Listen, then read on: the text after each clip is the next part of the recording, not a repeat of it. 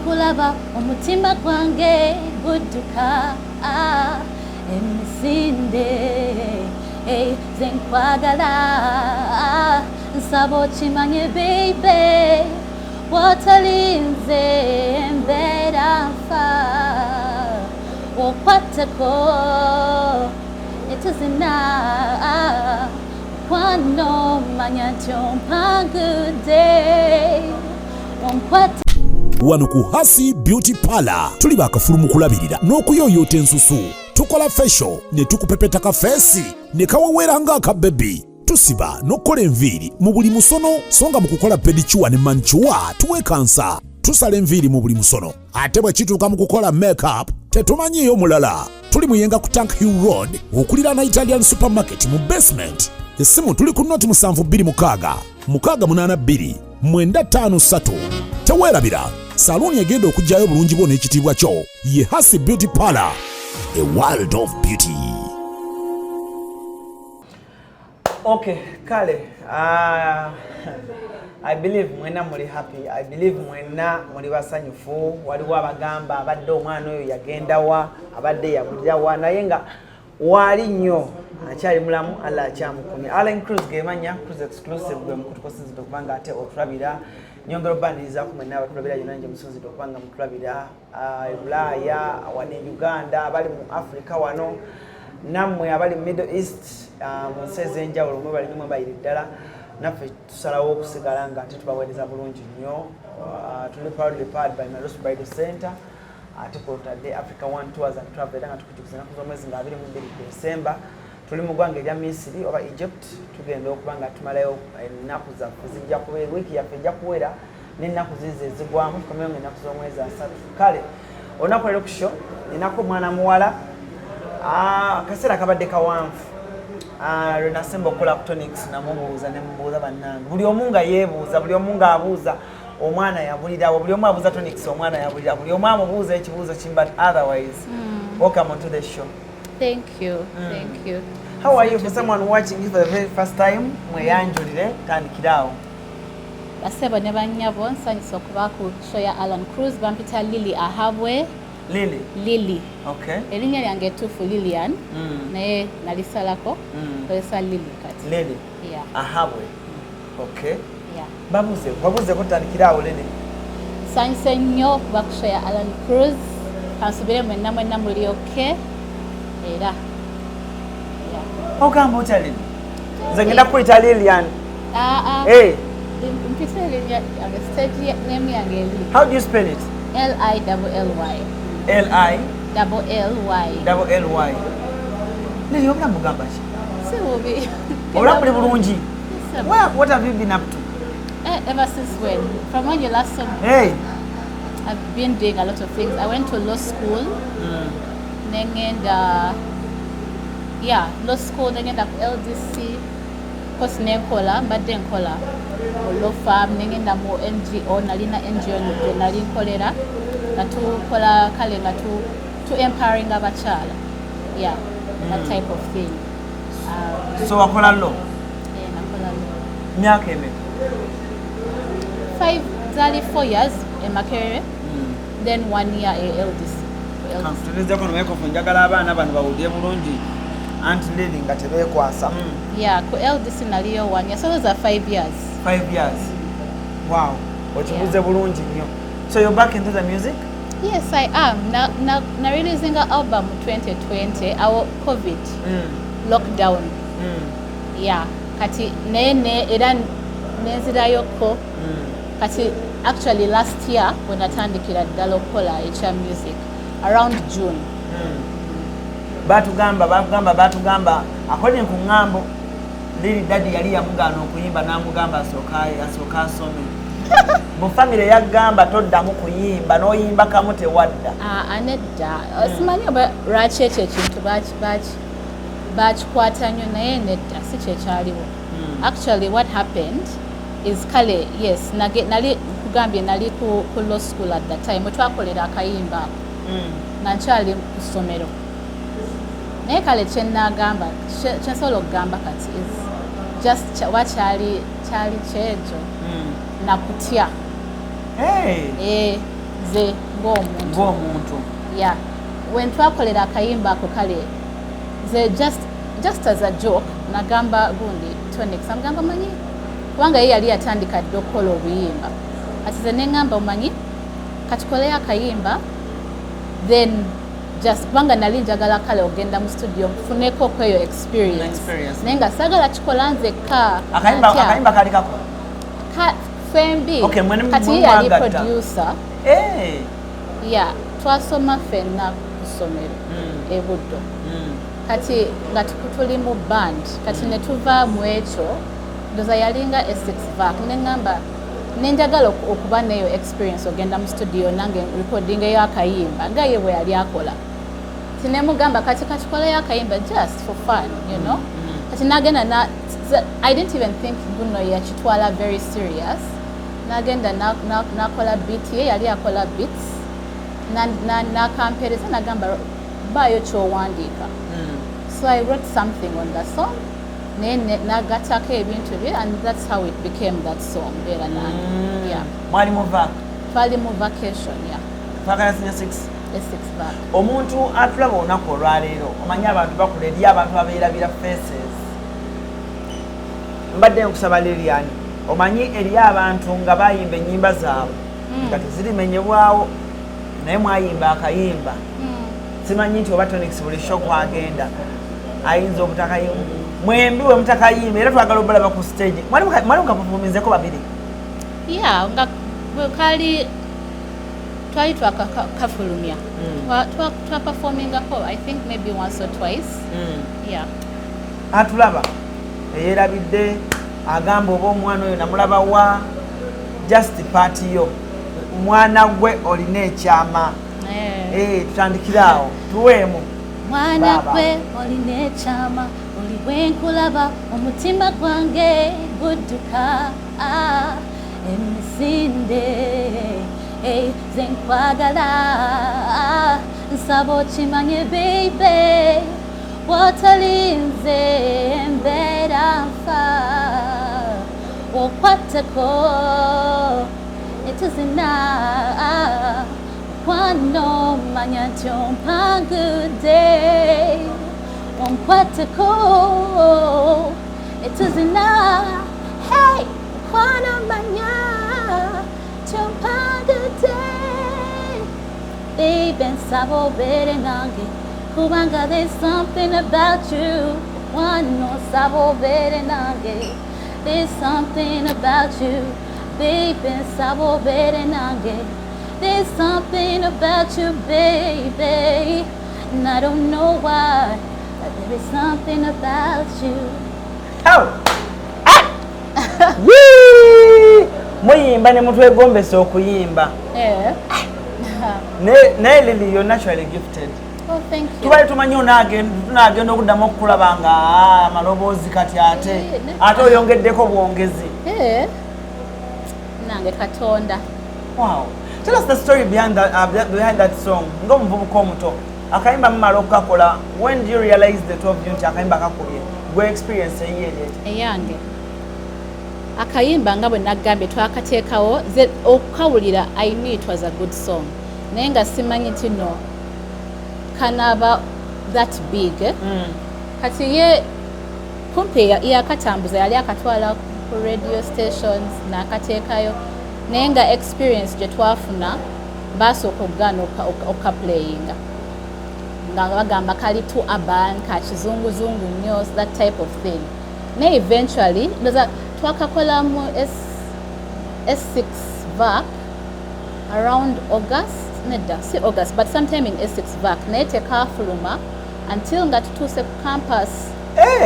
Yeah, so that was twakakola around 2006 there nekafuluma 2007.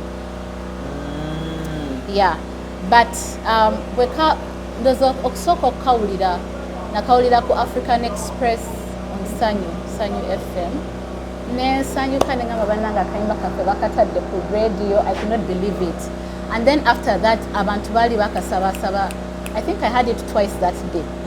And after that kagenda katambula butambuzi. But it was a bit shocking. Nali sikisuubira nti no kajja kubeera weekatyo okitegeera yeah. Mami and daddy wabagamba ngo recording wabakawulya buwulizi nedda baali bakimanyi actually okarecordinga bebasasula ne studio fees actually.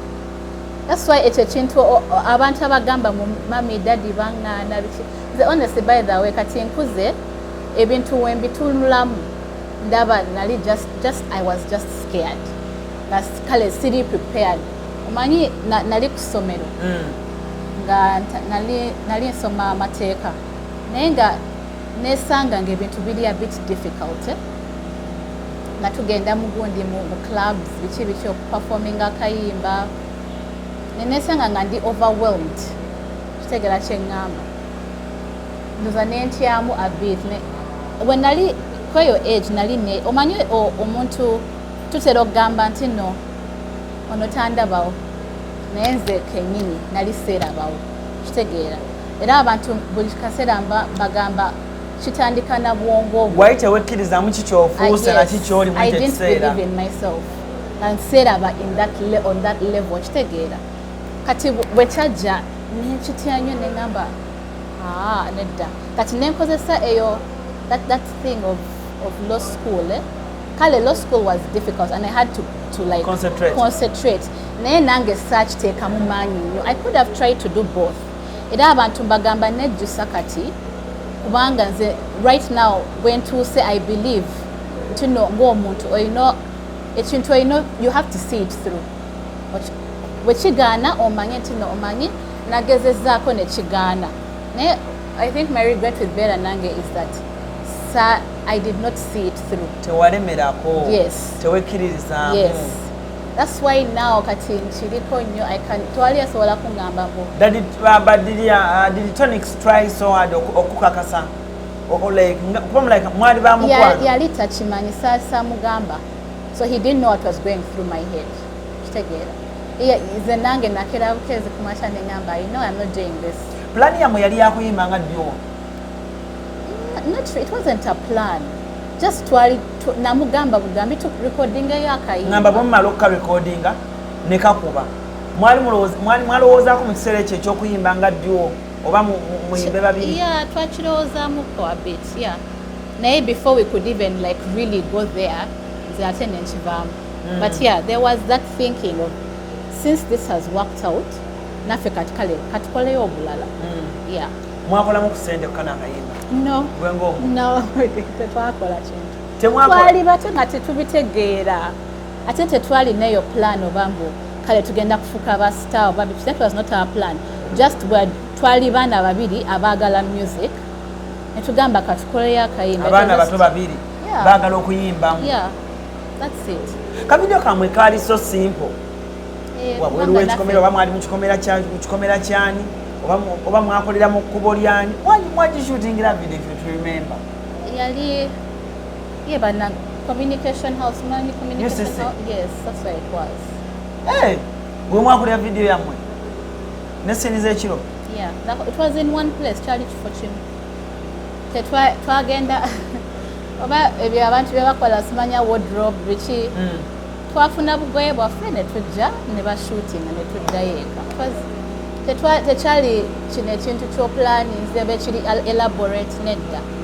Just era mbadde ngenda kubuuza nalaba bw'olaba vidiyo eyabeera nange olaba omuwala n'omulenzi abeeyiiya ne bambala ekintu kyabwe ne bajja ne vidiyo gishootinga era nga temumanyi nti oluyimba lugenda kuba nedda. Actually I think oluyimba lwakubira ddala nga vidiyo evuddeyo efulumye. Yakyo kyalupushingira ddala but no ffe twali tumanyi kayimba kalungi but ate nagambye radio zasooka gaana kaplay so twali tetumanyi tino kajja kukwatayo like that. Yeah. Saagala kiyitanga kuluma but ebbanga bwewavaako bwoti Tonix neyeyongera mu maaso n'akuba tekyakugirako okugamba nti mpaka nkomewo oba did you still mwasigala mu communication mwasigala mu communicating ne Tonix all this long? oba mwatukisa buli munaakola bibi?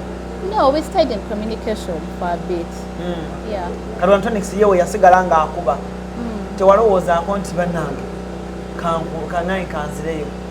Of course nakirowoozaako. No genda the first time. I told myself nja kukomawo. It was never meant to be permanent. Naye waliwo kino nekigwawo like eventually nesta kikola. You know, paka when I took omanyi buli omu alina oba kyogerenga calling.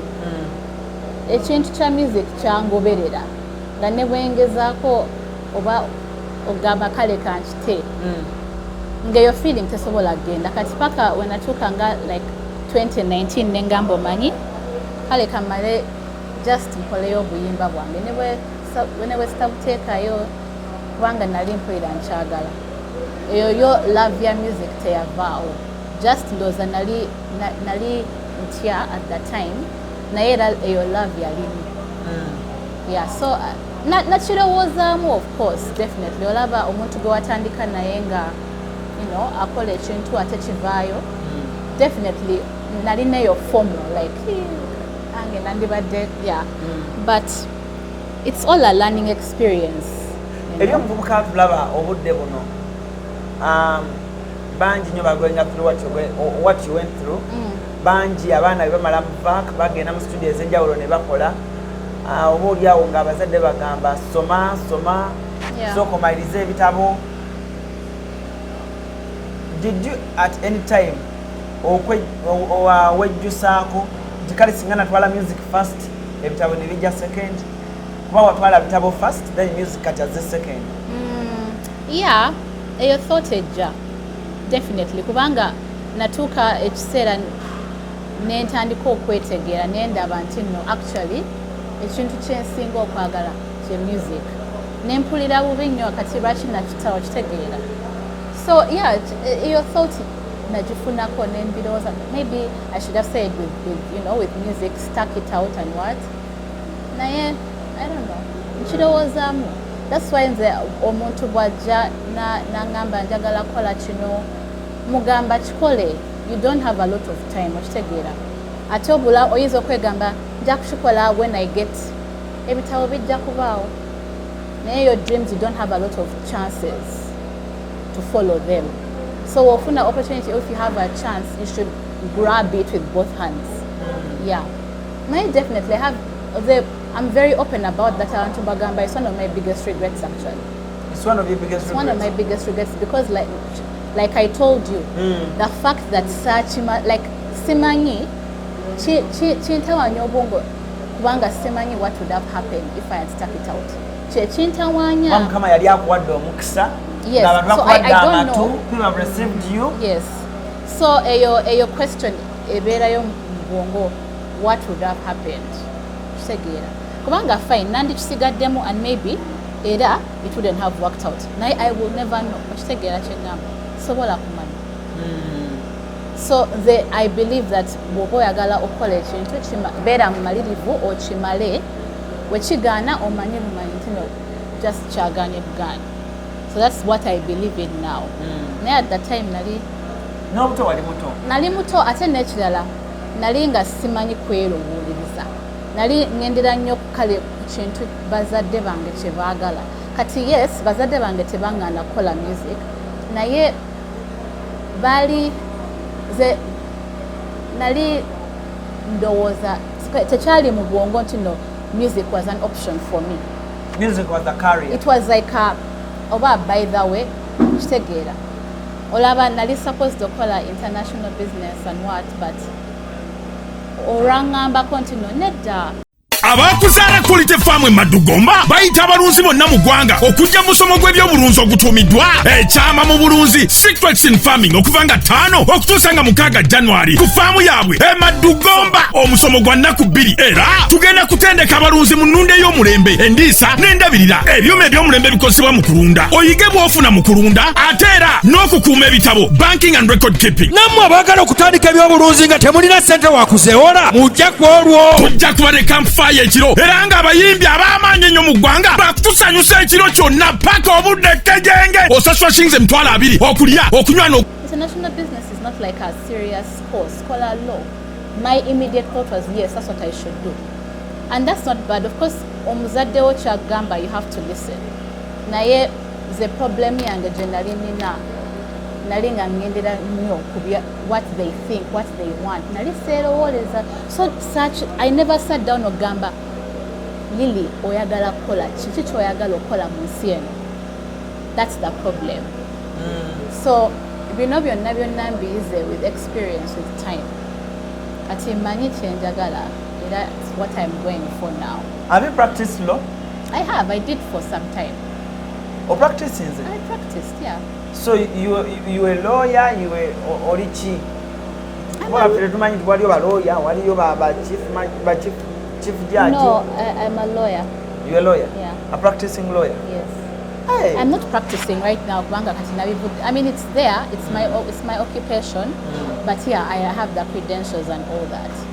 When bani no kola anything legal, you know, law related, bambi kola. Yeah. What advice would you give to a teenager? What this happened to you, you're a teenager. What advice can you give to a teenager out there? She's talented, he's talented. Ayagala kusala watu ale talent ye. Oba soke musomero oba bikole byonna. Bikole byonna. Find a way. Banga n'okusoma kirina kye kikugattako. Naye n'ekirala weemanye ng'omuntu. Manya kiki kye njagala. Bw'osalawo tino ngenda kusooka kusoma. Making sure that that's what you want. Tokikola olwakuba otidde oba olwakuba so and so agambye okitegeera. Bw'osazeewo okukola music, beera or whatever talent yonna gy'olina, beera mumalirivu okikole. Like you have to decide obeere focused ku ekyo. That's it. Make a decision, obeere focused. Tewali akozesa bwoti. As long as you're focused for something, ojja kumalako, or at least obeerako ky'oyiga ne bwe kigaana. Yeah. Olinamu ekirowoozo ky'okuddamu okukola ne Tonix akayimba akalala konna? Nze buli kaseera ngamba abantu, don't never say never. Simanyi. It's one of those things that wekibaawo, okay. You know, if not, you know. Are you still friends? Yeah, we are. Oba omanyi kati bwe mukula age emyaka ebiki? I mean, of course, after some time, abantu they grow apart a bit, but we've been in contact. Yeah. Okay. I'm not a stranger, totally stranger. Yeah. Ever since kati Nakomyewo, have you performed anywhere? I have performed some small shows. I did a sofa show. Simanyi oba sofa mugimanyi. But yeah, it's always sofa, but mostly in what bazita urban spaces. Kubanga music bembadde nkola ali a bit urban. Yeah. Bembadde nkola bu small intimate performances. Sinakola sibadde kati konkuuka ng'eyo tusobola okulabako. Wa gundi ebivulu. Enkuuka ebivulu ebyo. Sirowooza. Hey, why? Kale right now kiki oyagala? Which kind of music are you doing? Nkola R&B, nkola soul. Mugenda mulabe ku buyimba bwange. Balakire gye ziri. Ziri ku YouTube yange Lily Ahabwe. Lily Lilly Ahabwe. Yeah, ne ku Instagram kwendi. Nina kayimba ne Ande Music bamumanyi. Makaita Blessed. Nina buyimba obulungi mulimu gukuba. Mulimu nja kulinda. Wewandiikira? Nziwandiika. Zonna gwazeewandiikira? Yes. Okay. Yeah. Neze kati right now nga bwe nkugambye kubanga nvamu eyo background eya okubeerawo nga kale you don't think for yourself, tomanyi kyoyagala. Kati olwakuba ndimu eno season where ntandise okwetegeera kyemanyi kimanyi kyenjagala nkimanyi. Kati my focus is just creating. I just want to make music ansanyusa bwenjagala abantu bamwagala kirungi tebamusiimye. That's another thing. But togenda bivaako? Sigenda bivaako. Ate how? Kati kyenjagala wazze nazze. Era abo abantu abagamba simanya yafa, simanya bamugaana, simanya yabivaako. Bagamba abantu tebagala bwagaze kunoonya music. Music jali. Nina album, a whole album, 12 songs. 12 kuliko obuyimba you cannot fail okufunayo kwoyagala gwe enyimba zange by the way zimanyi gwe nange Lilian ondaba ndi wano just nakwagala bwagazi kati ukanguye buli ali kusheno abamu bazibuse nabuzibuse nti Lilian yakomyewo mbadde mu Kamoli naye bwendi badde mu Kamoli ate kirungi omanyi okwewandiikira okosaba producer ki badde nkozesa Ande Music waliwo omulala gwe bayita Timothy Dylan waliwo kati this year njagala kutandika enda kuwandikayo ennyimba endala njagala era kureleasinga album mpya this year naye waliwo omuntu gwe mbadde njagala nnyo okukola naye bamuyita beat producer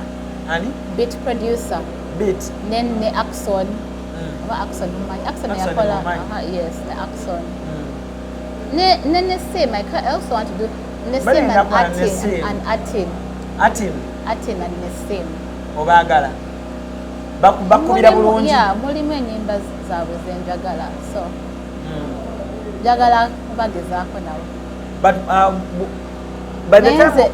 by the time wayimbira ng'osobola okudirectinga oluyimba lwo olwagala omwayimbira Tonix egi gye waliko wali osobola directinga oluyimba lwo nga bw'olwagala ogamba producer katukole bwe kati kano kajeemu kano kambuse kano kolaba oti but right now can you now I can do that now actually at that age oli oba kuba yalina producer experience Tonix yali asobola okukola ebyo nga ye awulira akayimba n'agamba katuteekemu kano babuki naye nze ng'ebyo sibimanyi sibitegeera just nali mmanyi kuyimba that's it naye kati akayimba nkawulira ne ngamba okay katukole bwe kiki katuyongezaako volume maybe vocals making a quiet that type of thing so ebbanga lyomaze nga litukulaba are you a family woman yes oli mukyala mufumbo what are you up to yes I'm married I have 2 kids you're married like officially married yes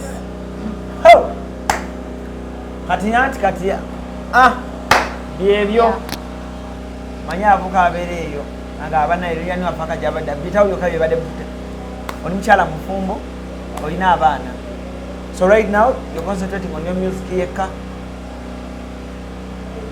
yep ndi ku music kubanga mpulira kye kintu mbadde nkiteeke njakikola whenever I do it naye kati njagala kiwa time and attention oli ku TikTok yes ndi ku TikTok okosamanya ki era Lilia Habwe buli kimu buli kimu brush tewagattako omanyi abantu buli omu akyusa erinnya olina agamba gonderi nagamba gonderi olina agamba brush why did you take Lilia Habwe brush wa deciding n'okuwamba kakosa amanya gange lwaki sikozesa amanya gange lwaki wasalawo okozesa linnya lyange okozesa amanya go ndowooza oba nali njagala just okubeera just wanted to be myself ndowooza nga saagala kuteekako stage name oba ki just mood ne stage gye ndiko mu life just I just wanted to be myself nga sirina really linnya lye njagala teekawo how come ebiseera bye mwakolera akayimba ako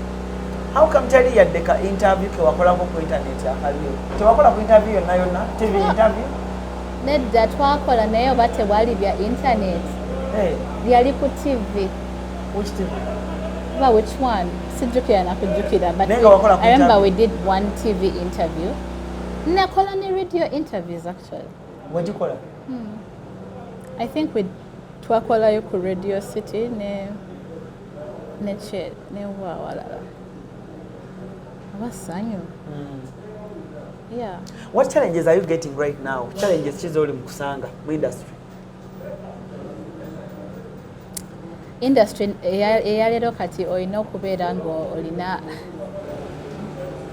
oba kankyogere ntya ebya social media nze byebisinga okuntawaanya promoting kyekisinga okuntawaanya kubanga okola ennyimba ekyo kinyanguyira naye eyo process ya promoting bwogimalira ng'owulira oba bikutamye n'okutama okitegeera okupromoting oluyimba lw'okutuuka ku TikTok lugende walu biwanvu naye ate olina okubeera omukalukalu biki bikinze ndi muwala mukakamu yes ate byonna mbadde nino big okubikola tebinyumira. Oyagala okutikkira ebintu ebiri original okuva mu America ng'amasimu okuli iPhone n'essimu endala, computer, laptops, ebyuma by'eddwaliro, ebizigo by'abakyala, perfume n'ebirala bingi. Weekwate Naye Cargo Carrier e Boston okutikkira ebintu bye byonna. Teweetaaga kutambula ku binona, beesike babikuleetere w'oli. Naye Cargo Carrier ekuguliza ebintu ebiri original ku mikutu gyonna mu America nga Amazon, eBay, Apple, Walmart, Best Buy n'emikutu emirala mingi. Olwo ebintu bino n'ebitikka ng'ekozesa emmeeri oba ennyonyi okutuuka w'oyagala. Naye Cargo Carrier tusangibwa ku kizimbe Masengere Emengo okulira na BBS Telefina. Okumanya ebisingawo tukubire ku simu 0700 389 155 oba 0700 389 147 oba ku website www.nairocargocarrier.com. Ebintu byonna osobola okubifuna naye ebiri original nga biva mu America. Naye Cargo Carrier yebireeta.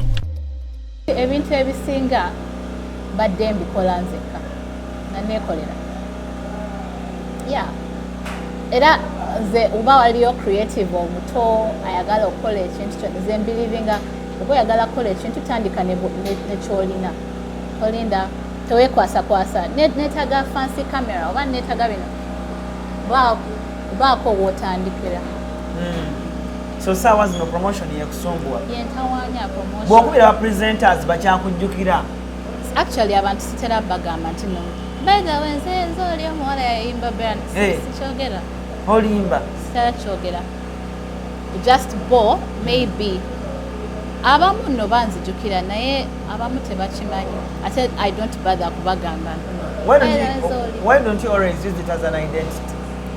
I don't know or simanyi lwaki actually simanyi weegayirira ntinoki omanyi okwegayirira anti industry yatuka yakwegayirira bantu munnange akayimba kange munnange akayimba kange ebyo byonna mbikola by the way abantu bakubira abasemo please play my song do this that type of thing. Yeah ekyo kyo nkimanyi olina kubeera humble. Olaba ku system y'okusimu olaba rotation sofa olaba ng'ennyimba zo zikubakubako. Yeah zikubakubako especially because omuntu atakola promotion really ate sina big following social media. Kali katono bwe kati nakagundi kange katono naye ennyimba zange wenkebera ku gundi ku Spotify kuki ndaba zitambula kitegera especially kati nga omwaka we gwali gwakatandika barely nga tewali aziwulira ennyimba zange naye kati this year natandika okweteeka ku social media kolako kano kati ndaba I see a difference abantu batandise okuziwulira. So manyi if I put in even more effort nebuuza kati kinagenda wakitegeera. So just with a little thinking nkoze ndaba abantu batandise okuziwulira. Yeah. So far cyane ku TV ki? Nagenda ku NBS. Wanda Glass. Dagi Nice. NTV. NTV. Then NBS. Let's say NBS.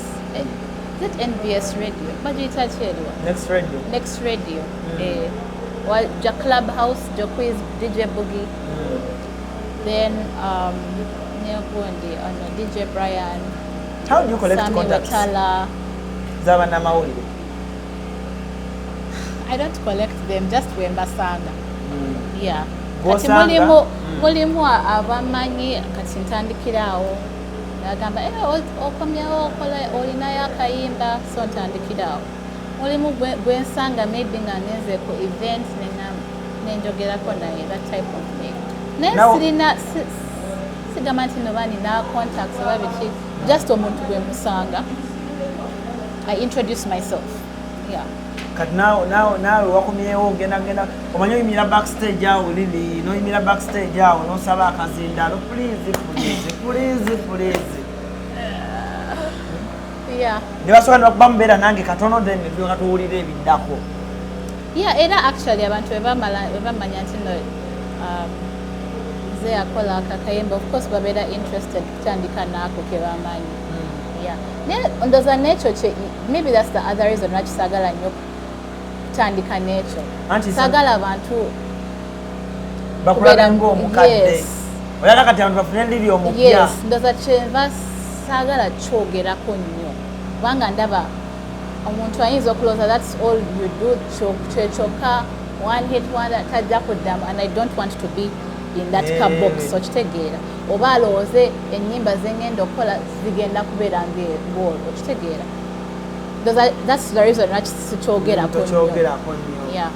Agala omuntu amanye nga nze kubanga buli we bandaba omuntu nakimanya, of course baba baagala kubuuza wagenda ki ate Tonix ate this ate that, nange njagala bamanye nga nze kitegeera, so saagala kiteekayo too much naye of course manyi nti no, it's an important part of my story, so I can't avoid it completely. Okay, as you're winding up this show, baako n'ebyogamba abawagizi bo n'abo abategedde olunaku olwaleero nti finally Lily is back. Yes. So what program? It's okay. Yeah. So I'm so happy to be back.